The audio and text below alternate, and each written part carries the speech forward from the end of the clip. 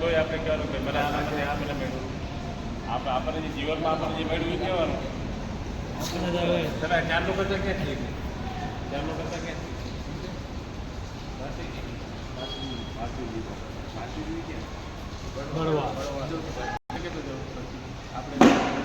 Recording લઈ લઈએ ફટાફટ કહેતા હું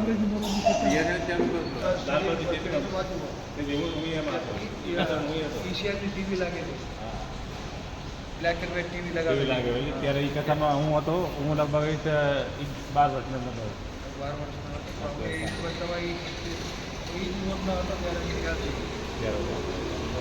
टीवी आती थी.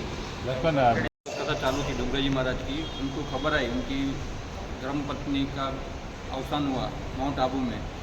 वो खबर रति बापा नासिक वाले खबर दी डोंगरे जी महाराज को. डोंगरे जी महाराज ने वो उस टाइम पे कथा बंद नहीं की, कथा चालू ही रखी. उसके बाद में जब उनका अग्नि संस्कार करने का था तो उनके पास 1 रुपया भी नहीं था उनके हाथ में. तो उसने रति बापा को बोला कि मेरे पत्नी का मंगलसूत्र बेच के लाओ, पैसे से उनका अग्नि संस्कार होगा. ऐसा मान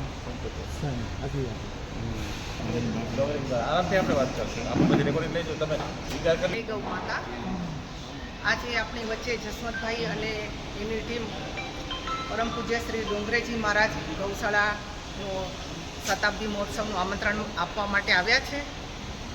જે ડોંગરેજી મહારાજ જે સર્વપ્રથમ ભગવાન શ્રી કૃષ્ણની લીલાને ગુણગાન વ્યાસપીઠ ઉપરથી ગાઈ અને સર્વેને એ ભક્તિભાવ પીરસનાર ને નિસ્વાર્થ સેવા કરનાર, જે પોતાના જ્ઞાનની 1 પણ રૂપિયાની કિંમત ન લેતા એવા નિસ્વાર્થ સેવાભાવી સંત શિરોમણી પરમ પૂજ્ય શ્રી ડોંગરેજી મહારાજ એમની જન્મ શતાબ્દી નિમિત્તે એક ભવ્ય ડાયરાનું આયોજન થઈ રહ્યું છે, જે આગામી 15 તારીખે 15 ફેબ્રુઆરીના ઉમિયાધામ મેડચલ મુકામે જે આયોજન કરવામાં આવી રહ્યું છે. તો આપણે સૌ જે ગૌશાળાના લાભાર્થી થઈ રહ્યું છે, જે ગૌમાતા મનુષ્યના જીવનથી મરણ સુધી તેની સાથે જોડાયેલા રહે છે, એવી ગૌમાતાના લાભાર્થે આ ડાયરો થઈ રહ્યો છે.